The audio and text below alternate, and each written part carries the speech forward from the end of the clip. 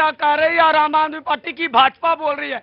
जी हाँ, भाजपा इसलिए बोल रही है क्योंकि आपने 89 में ऑन रिकॉर्ड कहा कि 2.5 करोड़ बांग्लादेशी अंदर है, लेकिन आपने एक नहीं निकाला था, इसलिए आज भाजपा को मिशन चलाने की ये आज घोषणा हुई है।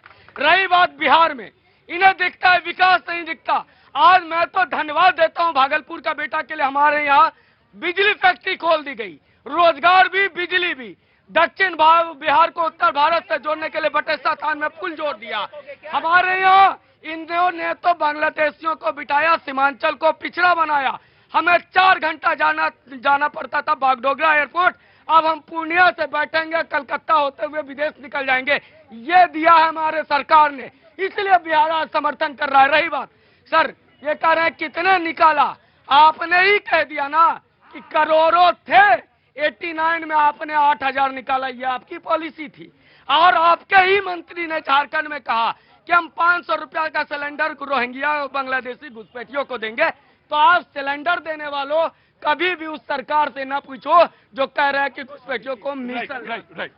पहली बात जो ये यहाँ पे बड़ा पूर्णिया में एयरपोर्ट का जिक्र हो रहा है, अरे मुजफ्फरपुर में भी मोदी जी ने, अमित शाह जी ने एयरपोर्ट की घोषणा की थी। अमित शाह जी तो खुद वहां पे जाके वचन लेकर आए थे, वचन देकर आए थे कि भैया हम मुजफ्फरपुर में एयरपोर्ट बनाएंगे। सच्चाई क्या क्या, आज एयरपोर्ट अथॉरिटी कहती है कि वहां की हालत ऐसी हो गई कि दीवारें टूट चुकी है, आज वहां पे भैंसें घूम रही है, जो रनवे वहां पे, ये सच्चाई आज इनके विकास की है।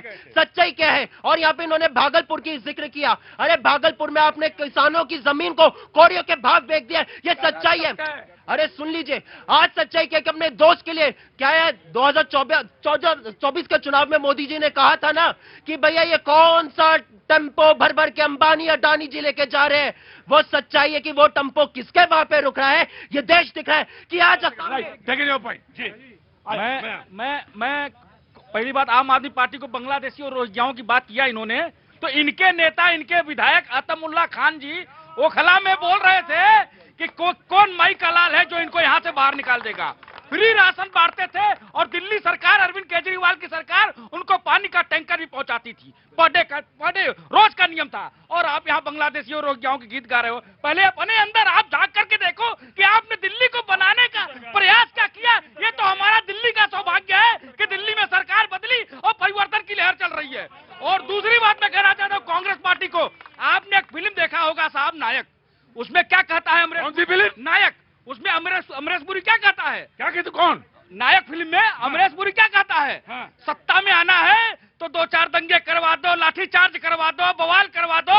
ये वही कांग्रेस पार्टी के लोग हैं जो ये खेल खेल रहे हैं। आए दिन जो बिहार में हो रहा है ये सिर्फ सत्ता के लिए हो रहा है साहब। विकास की गंगा बहाने वाले आज विकास पुरुष बन करके आज 11 साल से बैठे हुए हैं।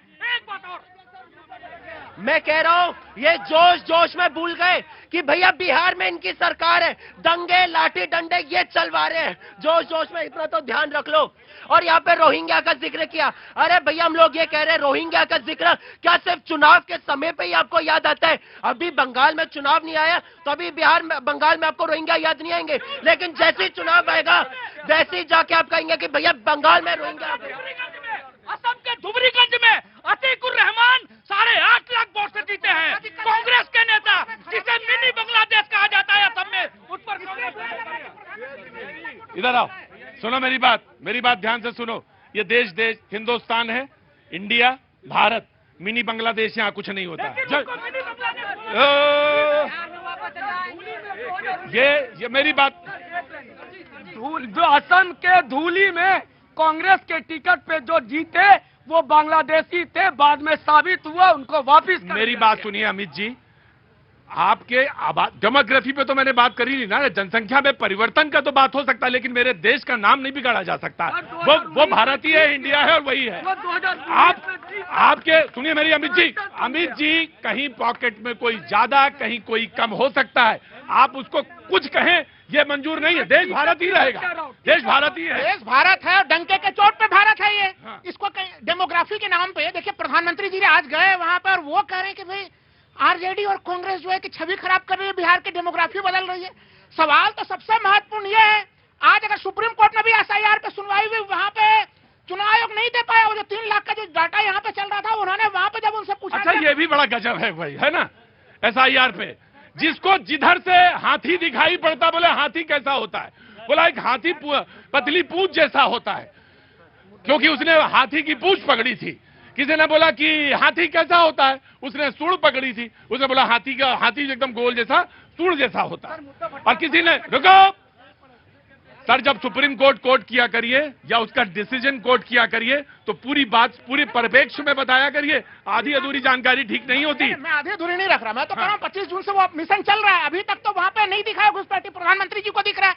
मैं तो यही कहूंगा प्रधानमंत्री जी, आप विषयों से हमेशा भटकते रहते हैं, अब भटक जा रहे हैं, बिहार को भटकाने का प्रयास कर रहे हैं।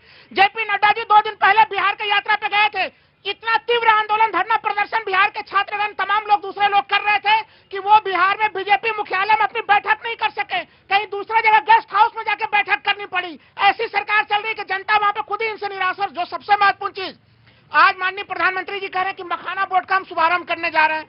बहुत खुशी थी, क्योंकि बिहार जो है कि 90% मखाना का उत्पादन बिहार करता है। हमें तो लग रहा था कि प्रधानमंत्री जी भी खेत में उतरेंगे, जैसे राहुल गांधी उतर रहे थे। मखाना बोर्ड का गठन सुन लीजिए, 1 फरवरी को माननीय वित्त मंत्री, और कुछ नहीं है, राहुल सिर्फ राहुल गांधी नौटंकी करते हैं। कोई बात नहीं, छोड़िए। हाँ जी, मैं कह रहा हूँ, मैं यही चीज कह रहा हूँ कि 1 फरवरी को माननीय वित्त मंत्री जी ने उस समय घोषणा की थी मखाना बोर्ड को लेके। आज 15 सितंबर चुनाव तक का इंतजार किया जा रहा था, टिक टिक टिक टिक घड़ी बजने का, कि आप 15 सितंबर। राइट।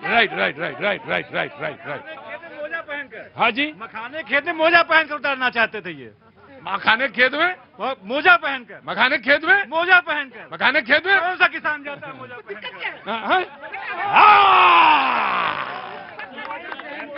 या मेरे no you have to stand up, no don't do not come here.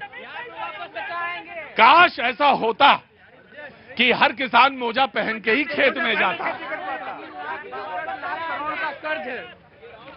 Sir, Bihar में 3,62,00,000 करोड़ का कर्ज है, और वो जो GST है, GST में वो सबसे नीचे है।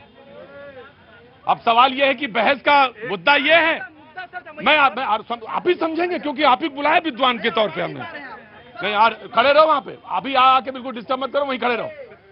सवाल ये है कि मुद्दा ये, GST में उसने कहा कि सबसे नीचे है, कर्ज के मामले में उसने बताया, युवा ने, और सवाल ये है, मुद्दा ये है, बहस कहीं कुछ और है, कहीं किसी और मुद्दे पे हो रही है। जी, मेरे सुप्रीम कोर्ट, ये पूरी बात भ्रष्टाचार और बिहार की है, इसमें भटकाने का कोई प्रश्न नहीं उठता। जब कांग्रेस यह सवाल पूछती है कि वहां पे भ्रष्टाचार है, विकास नहीं हुआ, तो मैं यह प्रश्न करता हूं कि बिहार बीमारू राज्य में कब आया? जब राजीव गांधी प्रधानमंत्री थे। ये सूची बीमारू राज्य की जो सूची थी, राजीव गांधी ने बनवाई थी। गरीबी हटाओ का नारा किसने लगाया? गरीब को ही हटा दिया गया। आज तक इनने क्या किया? गड्ढे खुदवाए, गड्ढे भरवाए, गड्ढे खुदवाए, गड्ढे भरवाए। मनरेगा, इनने क्या काम किया? इनने सिर्फ गरीब को गरीब रखा, और जो अमीर थे, जो धनवान थे, वो धनवान होते गए। यह बात करते हैं भ्रष्टाचार की, हम सब जानते हैं, हम दोष देते हैं ना RJD को, लालू प्रसाद को चारा घोटाला का जनक कौन था? कांग्रेस पार्टी थी। यह चारा घोटाला 80 के दशक से आ रहा था। लालू प्रसाद यादव तो मुख्यमंत्री बाद में बने। तो भ्रष्टाचार की जब बात कांग्रेस पार्टी करे तो इन्हें आईना देखना चाहिए कि यह इनको शर्म नहीं आती इसकी चर्चा करते हुए। आज सवाल यह है कि युवाओं का विकास कैसे होगा? राइट, बिल्कुल सही जगह पे छोड़ा है आप। कह रहे हैं कि देखिए, घोटाले की बात करें, अभी इस सरकार के ऊपर सृजन घोटाला, तमाम घोटाले आप खोजेंगे। 20 वर्ष से नीतीश कुमार जी बिहार में मुख्यमंत्री हैं,